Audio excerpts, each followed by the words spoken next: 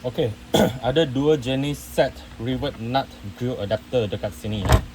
Yang set ini dia ada saiz M3 sampai M8.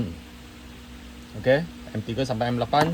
Kalau you nak lagi besar lagi sampai M10, boleh guna set ini.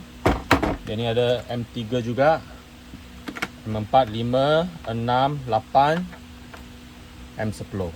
Okey, yang ni saiz screw lah. Okey. Misalnya ini M6. Ini M10. Okey. Macam mana nak tahu M10 ke macam mana? Katakan ini skru M10. Kalau you ukur diameter dia lebih kurang 10 mm. Ini 9.4 9.6 mm lah. Okey. Maksudnya ini M10 10 mm. So dia boleh masuk rivet nut M10. Okay, dia boleh masuk. Alright. So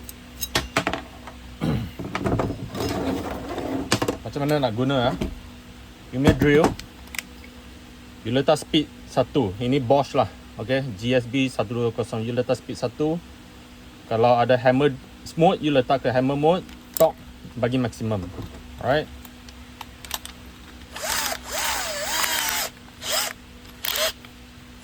Okay, ini M6, ini kepala M6.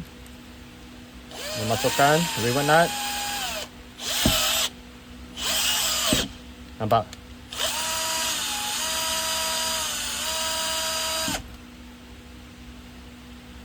Okay. Kita cuba yang M10 pula.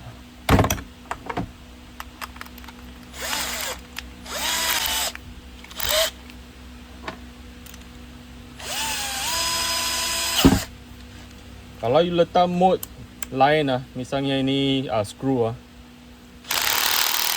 tengok tak cukup kuat, gear tak cukup kuat, you kena tukar mode.